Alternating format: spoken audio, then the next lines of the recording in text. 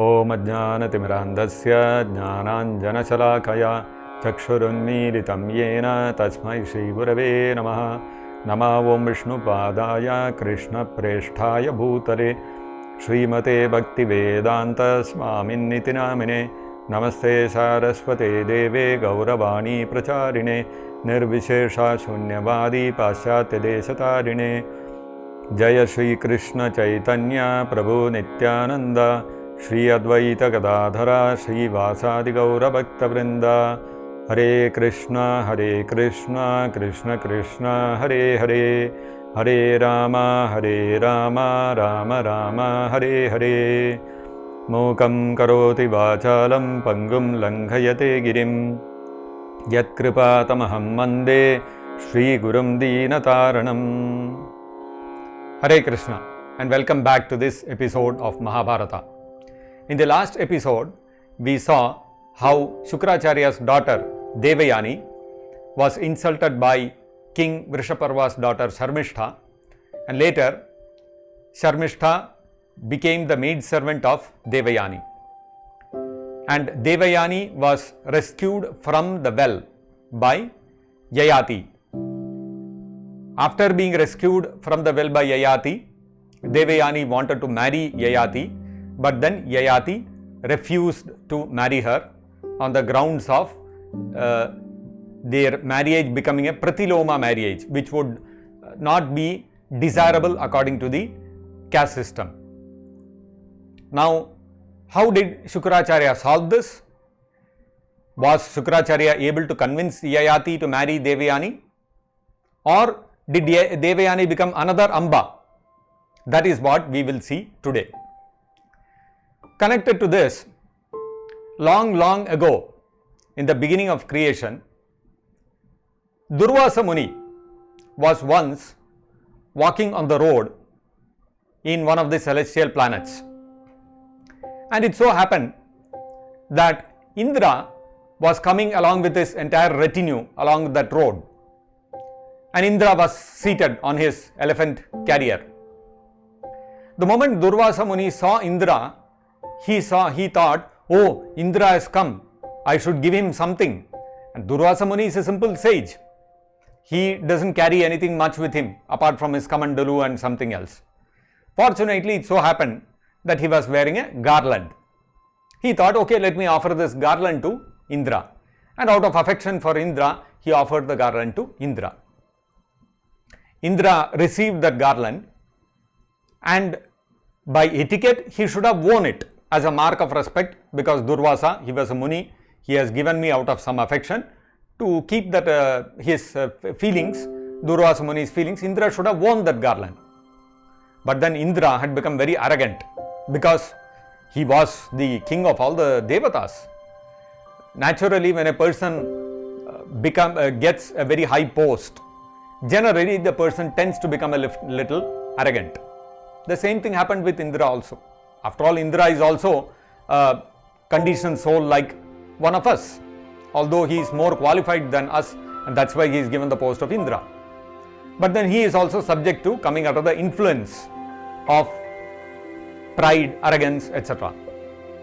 Now Indra, instead of wearing the garland, he put it around the trunk of his elephant in a very condescending manner. Contemptuously put it, this garland given by Muni, it's not suitable for me. Let the elephant wear it, like that. Elephant is a poor animal. What it will understand? Muni, non-Muni, garland, how does it understand any of the things? He took the garland, put it on the ground, and nicely stomped on it with its legs. So when the elephant stomped on the garland, it not only stomped the garland, it also stomped on the self-esteem of Durvasa Muni. And you know, Durvasa Muni, known for his quick temper, he immediately became angry and he cursed Indra. Indra, you have become so angry. You have become Dhana Durmadandha, meaning because of Dhana opulence, you have become Durmada Andha. You have become blind. You have been blinded by the arrogance due to your opulence. And therefore, I am cursing you. You will lose your position as the king of heaven, and you will lose all the opulence you have got. Now when this happened, simultaneously there was an attack on the Devatas by the Asuras headed by Bali Maharaj, who was the grandson of Prahlad Maharaj. Now we have to understand, according to the Vedas, there are broadly two classes of living entities in this universe. Dvau bhota sargau lokesmin daiva asura evacha. Vishnu bhakto smrito daiva asurastad viparyayaha. The broad classification given in these Vedas is that one class of people are called Daiva or Devatas and another class is called Asura, Daiva Asura Evacha. Now, what is the basis of this classification? How do we define who falls into which category? Vishnu Bhakto Smrito Daiva. All those who are devotees of Lord Vishnu are called Devatas. Asurastad Viparyayaha. Anybody who does not accept the supremacy of Lord Vishnu is called an Asura. This is the definition according to the Vedas. Now, although the Indra was so puffed up and all that, but still he was a devotee of Vishnu, so he is considered a Devata. Now, Bali Maharaj also was a great devotee of Vishnu, but then all his followers were not following in his footsteps. They were only interested in wealth and position and power and all that. Now, there is always a conflict between these two classes of people, between those who are devotees of the Supreme Lord, who accept the supremacy of Lord Vishnu, and those who do not accept Lord Vishnu as the Supreme. And those who don't accept Lord Vishnu as the Supreme will have many classes of other people. There will be some people who will be devotees of the Devatas, somebody will be devotee of Lord Shiva, somebody will be devotee of Lord Brahma, some of them may even be atheists. All of them fall into the category of Asura. There are many examples in the Shastras. Ravana is considered an Asura. He was a great devotee of Lord Shiva. Hiranyakashipu, he is also considered an Asura. He was a great devotee of Lord Brahma. By this we can understand that whether a person has some religious beliefs, or he is an atheist, or he is an agnostic, or whatever he is, if he does not accept the supremacy of Lord Vishnu, then he is to be considered an Asura. This is the very clear, firm injunction given in the Vedas. Now, there is always a clash between these two classes of people. Even today's modern world also you can see this. This kind of, we can see there is a narrative which is built up by one category of people who want to deprecate everything that is there in the Vedas, and there is another class of people who want to uphold whatever is given in the Vedas. This has been there from the beginning of creation. Now, the Asuras are always trying to fight with the Devatas and take over the powers of administering this entire universe. The Devatas are actually appointed by Lord Vishnu, but the Asuras want to somehow use their might, use their military power and want to occupy those positions of authority. And so this kind of conflict is always there from the beginning. Now Indra became hemmed in from two sides. On the one side, there was this Durvasa's curse, and on the other side, the physical attack by the Asuras. And Indra being, because of the curse of Durvasa Muni, Indra and all the Devatas could not withstand the assault from the Asuras. The Asuras gained the upper hand. And they managed to dethrone Indra, and Bali Maharaj occupied the position which was to be occupied by Indra. Now being afflicted like this, being beaten back squarely, Indra and all the Devatas approached Lord Vishnu, because ultimately they are all devotees of Vishnu. So whenever they have some problem which they themselves are not able to solve, they will escalate it to Lord Vishnu. They brought it to the notice of Lord Vishnu that this is what has happened. Now what is the solution? Now Lord Vishnu gave sage advice to Indra. He told him, see, currently your position is not very strong. You are on a weak wicket. Why? Because you got the curse of Durvasa Muni. You should not have been so arrogant. But anyway, because of your arrogance, now you are facing the consequences.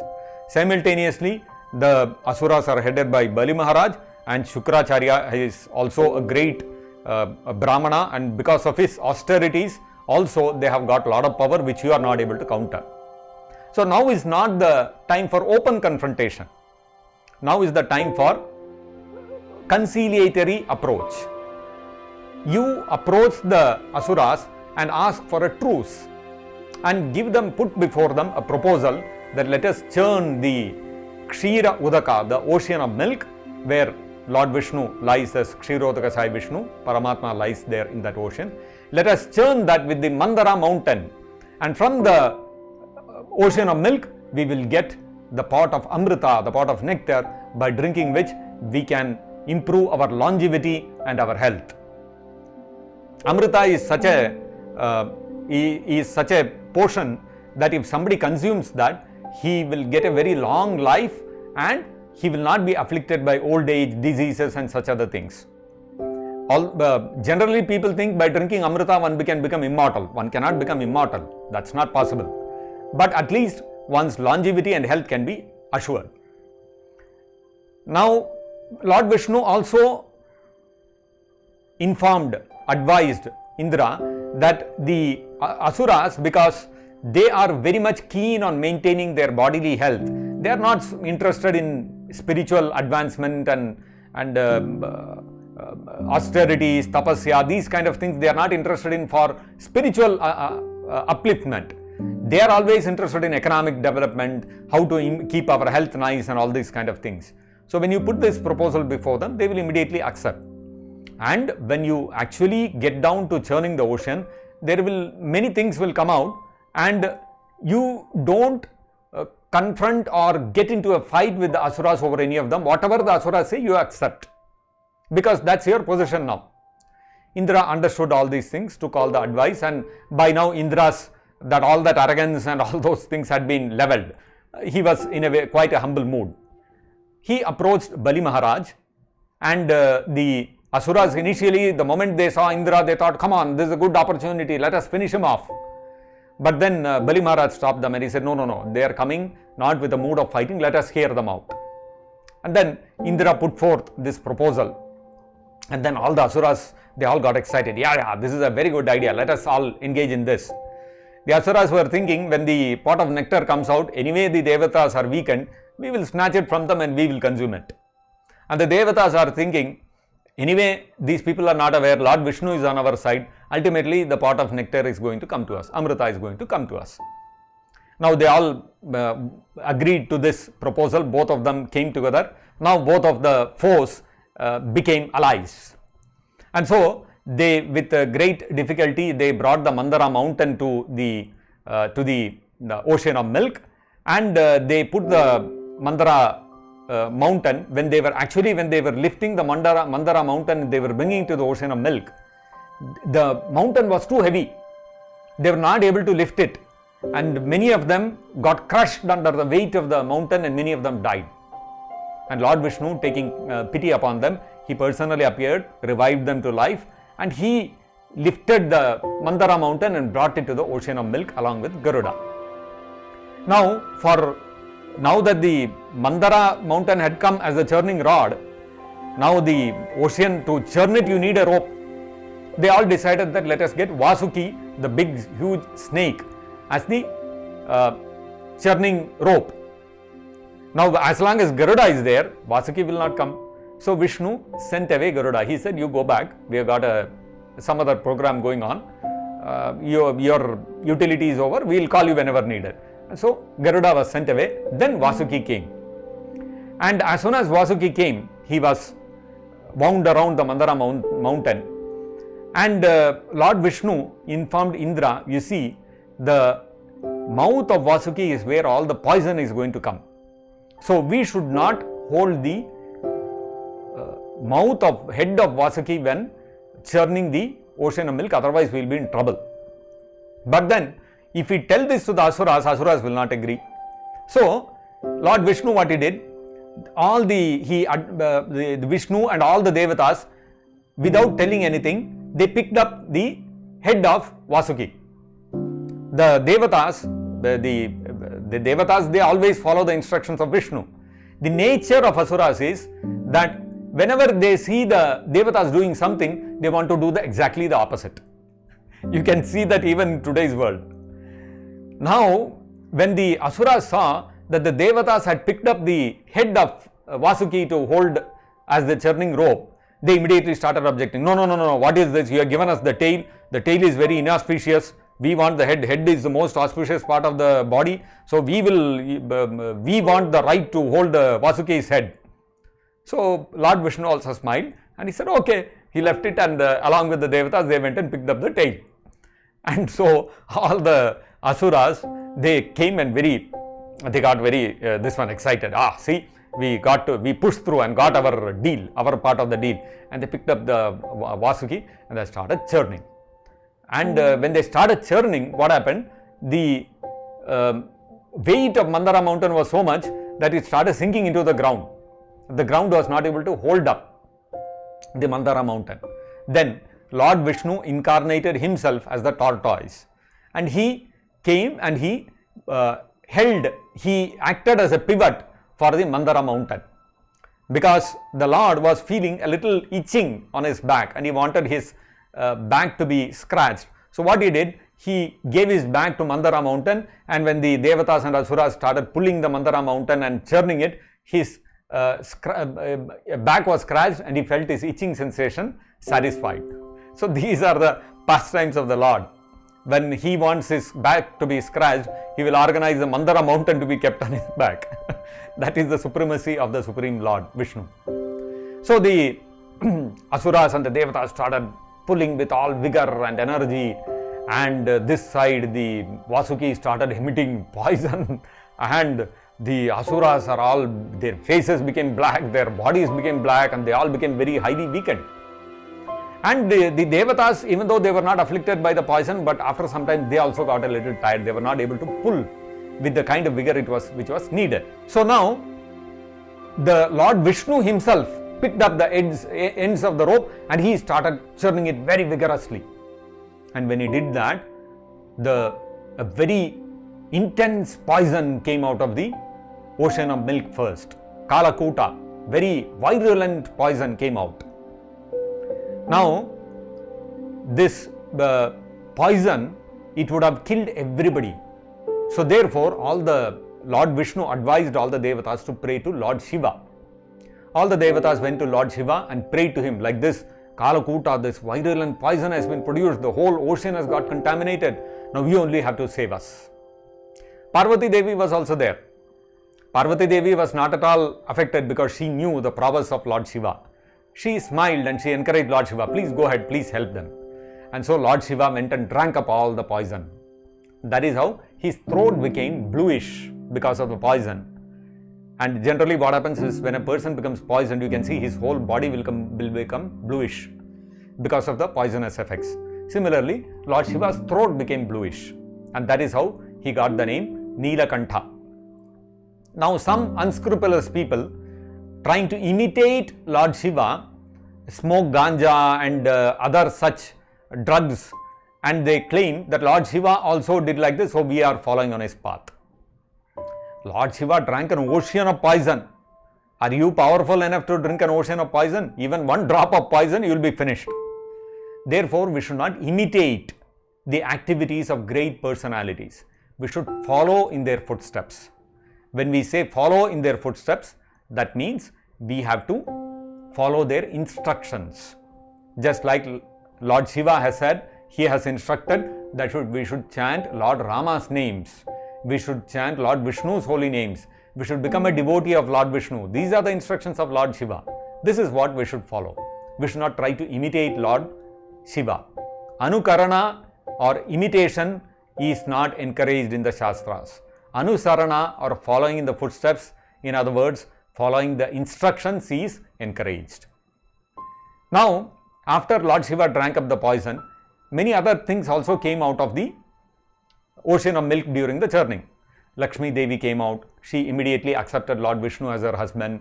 Then Uchchaisravas, the horse, came out. Airavata came out, which was taken by Indra. So some of the things were taken by the Asuras, some were taken by the Devatas. Mohini Devi also came out, who was another incarnation of Lord Vishnu. Finally, the pot of Amrita came out. Now when the pot of Amrita came out, that was grabbed by the Asuras immediately. Now the Devatas became despondent, now what to do? But Lord Vishnu had told them, don't pick up a fight, don't engage in any confrontation, you have to take things a little soberly. So the Devatas looked towards Vishnu, now what to do? Now Lord Vishnu as the Mohini Murti came in front of the Asuras, and the Asuras got bewildered by her beauty and they forgot about the pot of nectar. And so Mohini took away the Amrita and she gave it to the Devatas. And the Devatas very happily shared it among themselves, and then suddenly the Asuras are saying, hey, what happened? Mohini also went, Amrita also went, both are not there. Suddenly they realized they had been tricked. So they immediately took up their weapons and they called the Devatas, come on, we'll fight with you and we'll take back the pot of nectar. And a furious battle again started between the Devatas and the Asuras. And in this battle, because the Devatas had drunk the pot of Amrita, therefore they became much stronger and they were able to defeat the Asuras. And many of the Asuras got killed. In fact, even Bali Maharaj got killed. The moment they were killed, they were all taken away from the battlefield, and then Narada Muni and Vishnu and all came and told the Devatas, enough, they have been defeated, let them be, let the Asuras be, don't pursue them and try to finish them off. So then the Devatas also went back. In the meantime, when all the dead Asuras were taken back, Shukracharya, he knew a mantra, a process called Mrita Sanjeevani. All those Asuras whose bodies were intact, hands were not cut off, head is not cut off, body is intact, but they have been killed by some bow or some sword piercing them, something like that, whose bodies were intact, with Mrita Sanjeevani, he revived them back to life. He revived Bali Maharaj also back to life. Most of the Asuras like this, they were revived and they came back to life. And when Bali Maharaj came back to life, he understood what had happened. Then Bali Maharaj, along with all the Asuras, engaged in a yajna called Vishwajit, which is a yajna to enable one, to give one the strength to conquer the entire world, which was performed by Shukracharya. Armed with this Vishwajit yajna, the fruits of the Vishwajit yajna, the Asuras came back and again defeated the Devatas and took back control of the heavenly kingdoms. Now when this happened, Lord Vishnu, again the Devatas approached the Lord Vishnu, and Lord Vishnu told them, see, Bali Maharaj has conducted this Vishwajit yajna, so it is not possible to defeat him now. We will have to again use alternative methods to win back the heavenly kingdoms. And that is how Lord Vishnu incarnated as Vamanadev, and he took back the entire heavenly kingdoms from Bali Maharaj on the pretext of 3 steps of land. And he gave back the entire kingdom to the Devatas, to Indra. When Vamanadev asked for those 3 steps of land from Bali Maharaj, Shukracharya whispered into Bali Maharaj's ears, hey, don't think this is some ordinary boy. This is Vamanadev. He has come to trick you and take away all your wealth. Don't give him anything. Why? Because Shukracharya was afraid that if Bali Maharaj gives away everything to Vamanadev, then Shukracharya's livelihood will be affected. Who will take care of him? Who will maintain him? Who will give him his allowance so that he can take care of his family and his household affairs? That was Shukracharya's consideration. But Bali Maharaj said, from all the Vedas you have taught me that the ultimate end of all the Vedas is to surrender to Lord Vishnu. If Lord Vishnu himself has come as Vamanadev and is asking me, why should I not give him? The whole purpose of everything is to give everything to Vishnu only. So, I reject you as my Guru, and I will go ahead and even if this is Vishnu, I will grant him his request. And that is how Bali Maharaj acceded, although knowingly he gave away everything to Vamanadev. And when Vamanadev covered the entire universe in 2 steps, and Bali Maharaj had promised him 3 steps, Vamanadev asked Bali Maharaj, Bali Maharaj, you promised me 3 steps. I have taken only 2. Now your entire kingdom is covered from bottom to top, the entire universe is covered. Now where will I keep my 3rd step? Bali Maharaj, because at heart he was a great devotee of Lord Vishnu. After all, he was the grandson of Prahlad Maharaj, and Prahlad Maharaj himself was such a great devotee of Lord Vishnu. The same thing was there in Bali Maharaj also. So Bali Maharaj, when he saw this, he smiled. He folded his hands, bowed his head, and he said, "Oh my Lord, my head is still there. You please keep your 3rd foot on my head." And Vamanadev became very pleased with Bali Maharaj, because Bali Maharaj did Atma Samarpana. He surrendered everything, including himself, to Lord Vishnu. And so Vamanadev placed his 3rd foot on Bali Maharaj's head, and he blessed Bali Maharaj, saying, "I have become obliged to you for your surrender, and therefore I will give you a separate kingdom where you become the king and I will become your doorkeeper." And so even today, Bali Maharaj is ruling over a separate planet, and Vamanadev stands as his doorkeeper. The Supreme Lord Vishnu became the doorkeeper of his devotee. This is the love of Vishnu for his devotees. So all this happened. Now coming back to our main story. Now Shukracharya knew the art of Mrita Sanjeevani. He knew how to bring back dead people to life. This was a very big advantage for the Asuras and a very big disadvantage for the Devatas, because Brihaspati, the priest of the Devatas, he did not know this art of Mrita Sanjeevani. Now, Brihaspati is equal to Shukracharya. Brihaspati cannot go and ask Shukracharya that you please teach me the art of Mrita Sanjeevani. He cannot go and ask. So, Brihaspati sent his son Kacha to go and learn this art of Mrita Sanjeevani from Shukracharya. And so, Kacha came to Shukracharya and he learned from him the art of Mrita Sanjeevani. And after learning the art of Mrita Sanjeevani, when Kacha was going back to the heavenly planets,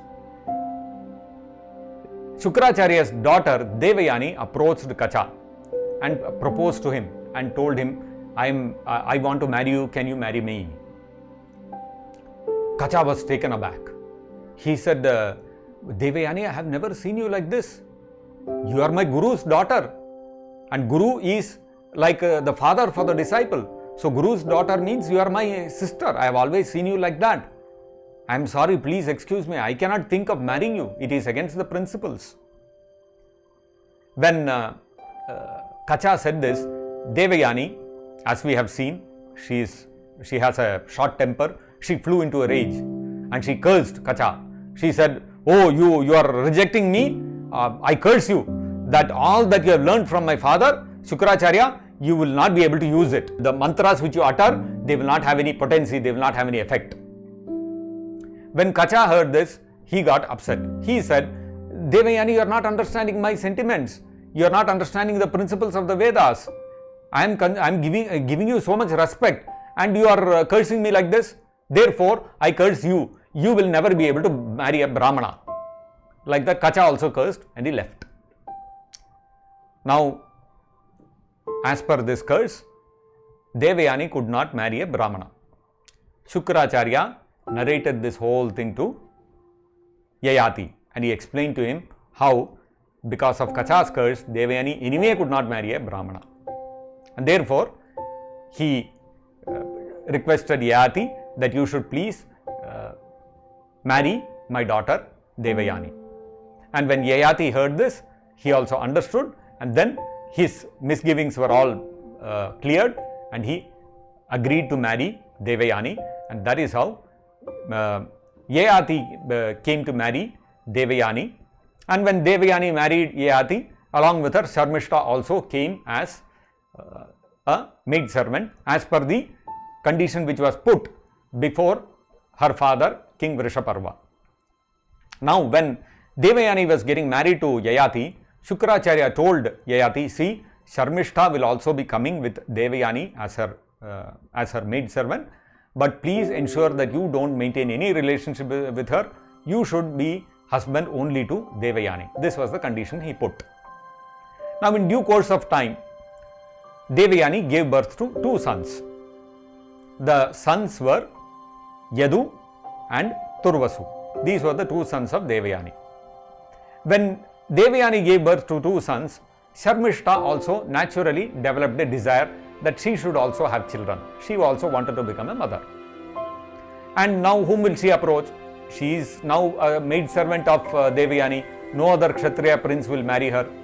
She did not find any other alternative, so she approached Yayati and requested, please marry me, and I also want to become a mother.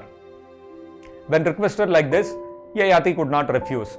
So, but then at the same time, he remembered what his father-in-law Shukracharya had said.